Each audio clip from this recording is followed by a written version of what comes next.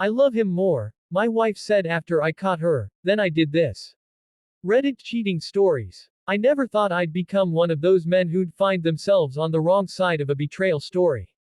I used to read posts about infidelity and think, that could never happen to me. Not with my wife. But life has a cruel way of showing you that no one is truly immune to heartbreak. It all started on an ordinary Thursday evening. My wife, Emma, had been coming home late from work for weeks. She said her company had picked up new clients and required extra hours. I believed her. After all, she'd always been hardworking and dedicated. But that night, something felt off. Her smile seemed forced, her laughter hollow. When she hugged me, her perfume lingered, a scent she never wore before. Curiosity began eating at me. The next day, I decided to surprise her with dinner at her office, something I'd done a few times during our early years of marriage. But when I got there, her coworkers looked confused. One of them hesitated before saying, "She left hours ago." Said she had a doctor's appointment. My heart began pounding. I knew she hadn't mentioned any appointment. I got into my car and drove aimlessly, trying to calm down, when I saw her car parked outside a quiet cafe on the other side of town. Through the window, I saw her, my wife, laughing and holding hands with a man I didn't recognize. I froze. My hands trembled as I gripped the steering wheel. For a moment, I thought I might pass out. I waited until she stood up and followed her discreetly to see where they went. They walked to a nearby hotel. That was all the confirmation I needed. The woman I'd loved for 10 years, the one I built a life with, was betraying me. I didn't confront her right then. Instead, I drove home in silence. Every second in that car felt like hours. My mind was filled with memories of us, our wedding day, our late night talks, the promises we made. All of it suddenly felt like a cruel joke.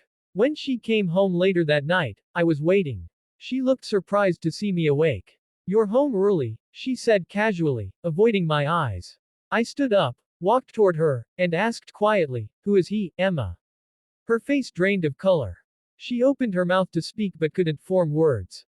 "Don't lie," I said, my voice shaking. "I saw you. I followed you." Tears welled up in her eyes, and she whispered, "I'm sorry." But then she said something that shattered what little was left of my heart. "I love him more." Those 4 words hit me like a bullet. I stared at her, hoping she'd take them back. But she didn't. She stood there, crying, while I felt every part of me collapse inside. I wanted to scream. I wanted to ask why. But instead, I walked out of the house. For days, I stayed with my brother, trying to make sense of what had happened.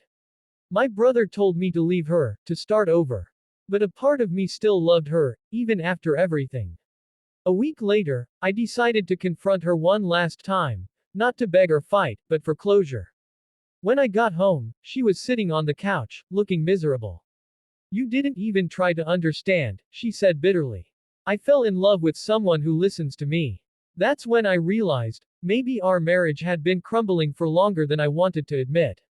Maybe I was too focused on providing, on being the perfect husband, that I forgot to connect. But still, what she did was unforgivable. I looked her in the eyes and said calmly, "If you love him more, then go. I won't stop you. But know this, someday, you'll realize the difference between excitement and loyalty, between passion and peace." She packed her things and left. That night, I sat alone in our empty living room. The silence was suffocating. But deep down, I felt something strange, relief. The pain was unbearable, but I knew it was the start of something new. Months passed. I started therapy. I spent time with friends I'd ignored for years. I rediscovered old hobbies, started working out, and even began volunteering at a local shelter. Slowly, the broken pieces of me began to fit back together. One afternoon, I got a call from Emma. Her voice was trembling. "I made a mistake," she said. "He left me. I thought he loved me, but he just used me." For a brief moment, I felt that old ache again. But then, something inside me had already healed enough to answer truthfully. "I'm sorry that happened," I told her, "but I'm not the man you left anymore." She began to cry, but I ended the call gently. That night, I realized that forgiveness doesn't always mean taking someone back, sometimes it means freeing yourself from their hold. A year later, I met someone new. Her name was Rachel, kind, genuine, and patient. I told her everything about my past, and instead of pity, she gave me understanding. She didn't try to fix me, she just stood beside me while I rebuilt myself. Looking back now, I'm thankful for that painful chapter. It taught me that sometimes, losing someone you love is the only way to find yourself again. If you're listening to this and you've been betrayed, don't let the pain define you.